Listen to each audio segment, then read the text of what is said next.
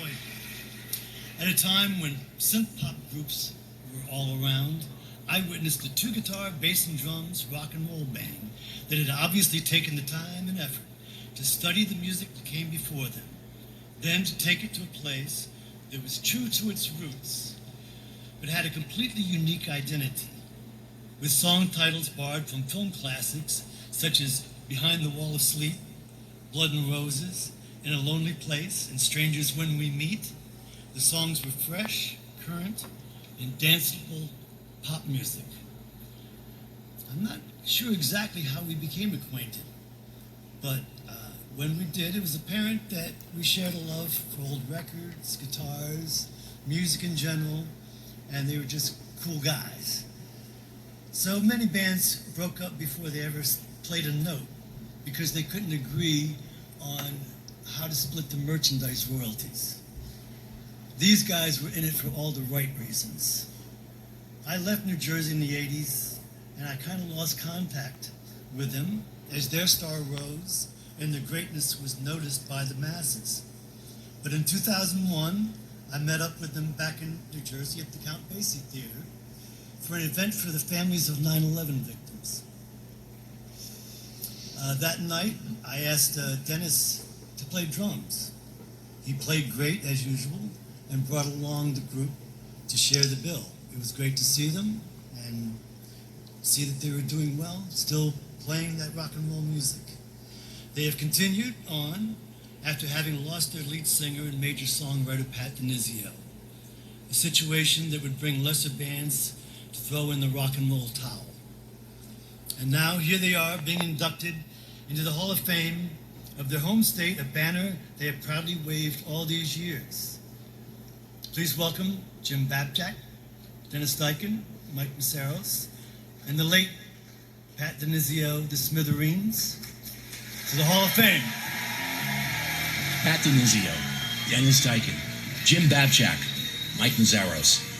4 guys from New Jersey making electrifying rock and roll for the better part of 4 decades and counting. The Smithereens were born of friendships forged here in the Garden State. Dennis, Jimmy, and Mike grew up in Carteret. Pat hailed from Scotch Plains. When they came together as a band in 1980, they felt it was time for something new.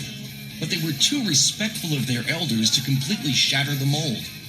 What came out of that tension was a sound that harkened back to the British invasion, but somehow felt groundbreaking in the mid-1980s, when their breakthrough hits, Blood and Roses and Behind the Wall of Sleep, lit up the alternative rock airwaves. Over the next several years, they went into heavy rotation on MTV and got booked on late-night TV, including Saturday Night Live. Meanwhile, rock radio continued to embrace, getting behind classics like A Girl Like You, Only a Memory, and Too Much Passion. Over the years, the Smithereens performed on stages around the world with fellow rock legends like Tom Petty and the Heartbreakers, The Pretenders, Lou Reed, and the Ramones. The Smithereens' Take No Prisoners sound, honed from years of paying their dues in clubs throughout the tri-state area, has resonated with fans worldwide over the course of 17 albums and thousands of live shows. With the 2017 passing of Pat Dionisio, the surviving members have decided to carry on the band's shared musical legacy. They continue to entertain fans all over the world, with guest singers carrying Pat's torch, while Dennis, Jimmy, and Mike hold down a groove deeper than the Blue Hole. These legendary musicians have one more tour stop tonight, here in the Hall of Fame of the great state of New Jersey, where it all started. Please welcome the Smithereens.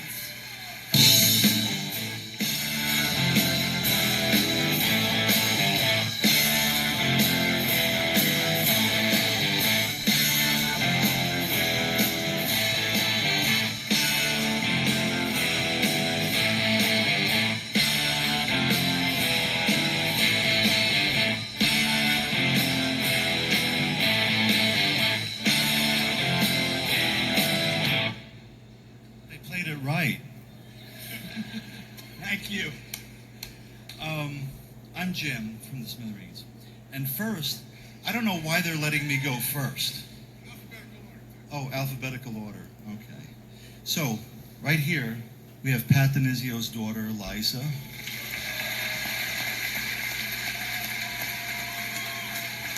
And I'm going to read her message. She says, "My father was immensely proud of his New Jersey roots and always spoke of this great and abiding love for the Garden State. This would have been perhaps the greatest honor of his life. Thanks to all that has made this happen."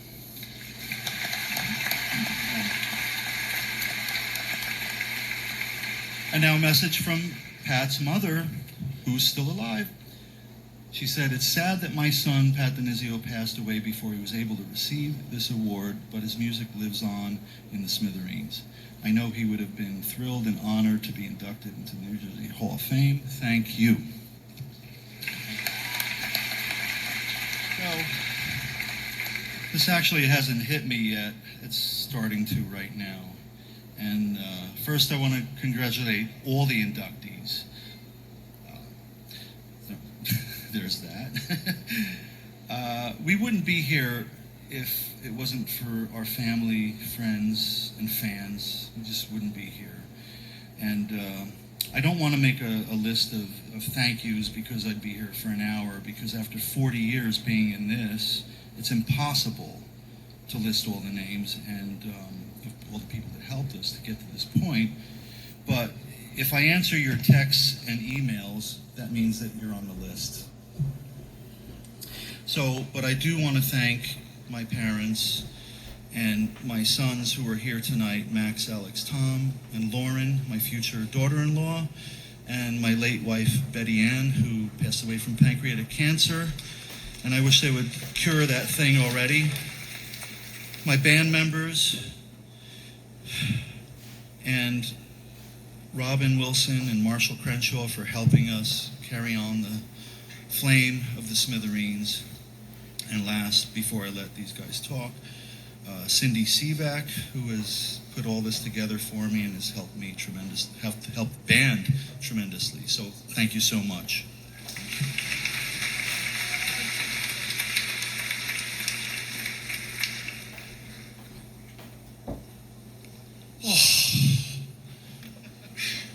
Let's hear it for the band.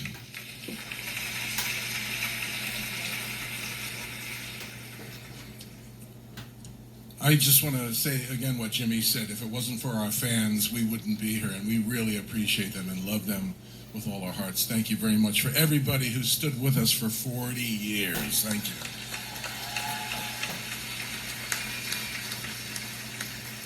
They said I have 30 seconds. This might take 35 seconds, so bear with me.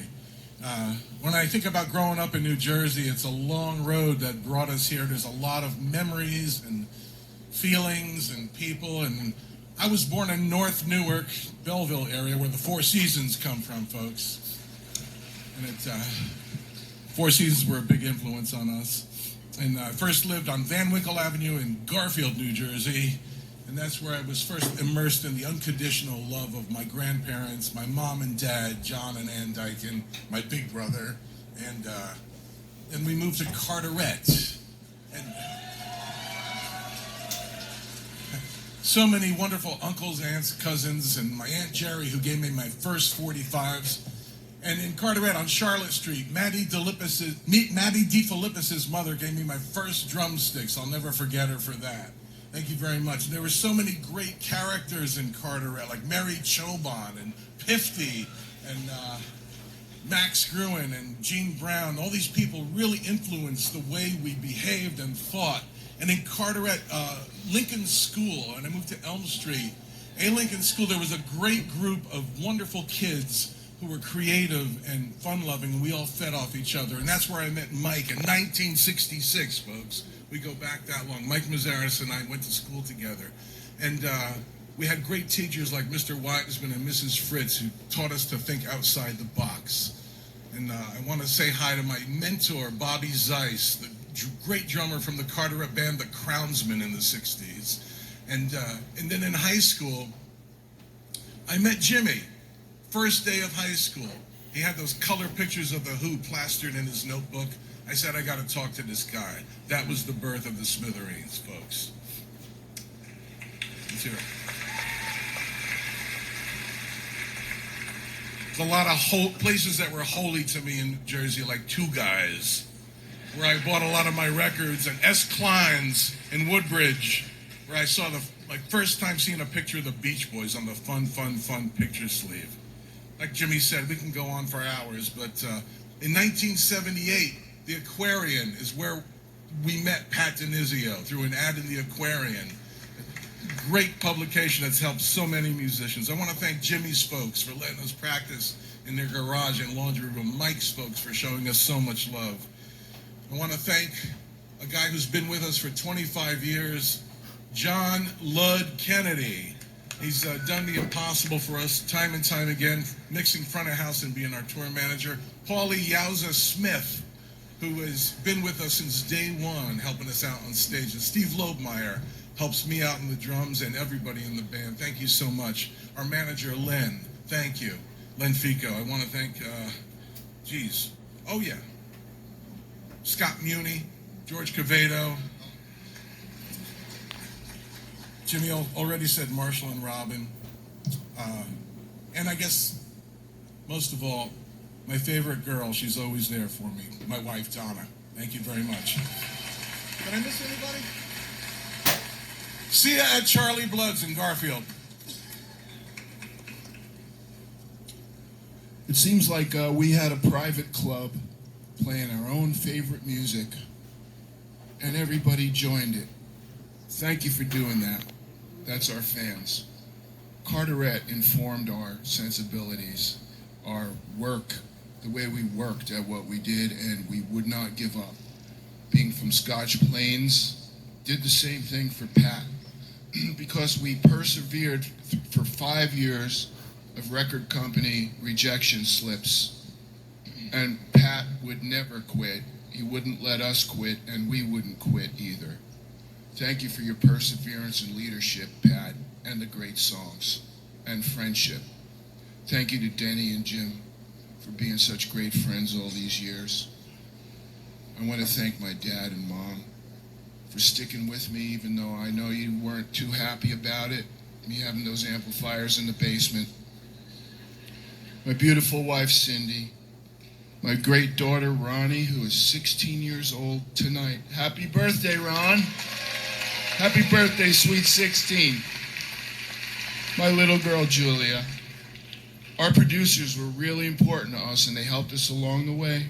Ed Stasium and Don Dixon. We have to acknowledge Meg Griffin, the great DJ, who ran the Prisoners of Rock and Roll shows at the Bottom Line and believed in us way before anyone else did. The great club owner, Pat Kenny, and his assistant, Don Hill, at Kenny's Castaways. Johnny Dirt in Bloomfield, God bless you, Johnny. Bobby Albert at the Court Tavern in New Brunswick. Al Brown. And thanks to our crew. And once again, thank you to our fans for joining our private club. It's wonderful to have you with us. Thank you.